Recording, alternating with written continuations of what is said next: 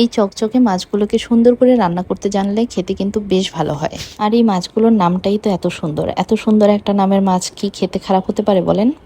তো যাই হোক, চলেন আজকে আপনাদের সাথে এই সুন্দর চকচকে মাছটার একটা সুন্দর রেসিপি শেয়ার করি। আজকের সবকিছুই সুন্দর, সুন্দর মাছ, তার সুন্দর নাম, সুন্দর এই বাতাস থেকে এখন আবার সুন্দর করে একটা গরম উপভোগ করার জন্য রান্নাঘরে চলে আসলাম।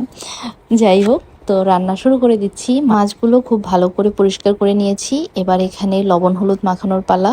এখানে এখন আমি লবণ, মরিচের গুঁড়া, হলুদের গুঁড়া এগুলো দিয়ে ভালো করে মাছটাকে মাখিয়ে নেব। আমি মাছে সবসময় একটু কম মশলাই ব্যবহার করি, মানে গরম মশলা তো আমি একদমই ব্যবহার করি না মাছে, কোনো মাছেই আমি গরম মশলা দিই না। তো এই মাছেও আমি দিব না।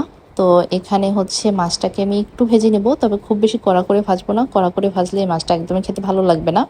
হালকা ভেজে নিয়ে এটাকে তুলে ফেলবো। এবারে মাছ ভাজার তেলের মধ্যে পেঁয়াজ কুচি, পেঁয়াজ বাটা দিয়ে সুন্দর করে একটু ভাজা ভাজা করে নিব।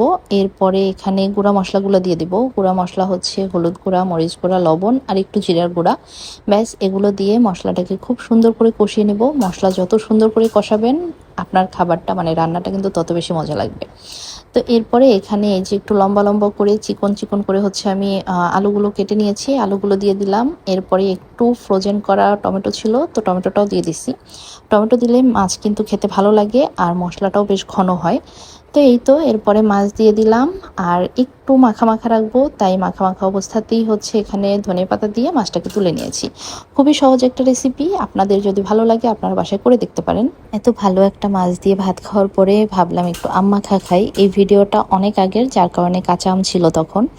তো এখানে কাঁচা আম মাখা খেলাম কাসুন্দি দিয়ে, কি যে মজা এটা খেতে। আর এর সাথে এই যে আমার হাতের মেহেদিটাও আপনাদেরকে একটু দেখিয়ে দিলাম। আর এই মেহেদিটা কিন্তু আমার নিজের বানানো, এটা একটা অর্গানিক মেহেদি। তো যাই হোক, সেসব কথা আর না বলি। তো এই তো আজকের ভিডিওটা আপনাদের কেমন লেগেছে সেটা জানাবেন। আর এই মাছটা যদি ট্রাই করে থাকেন এই রেসিপিতে, তাহলে অবশ্যই আমাকে জানাবেন কেমন লেগেছে। আজকের মতো তাহলে বিদায় নিচ্ছি।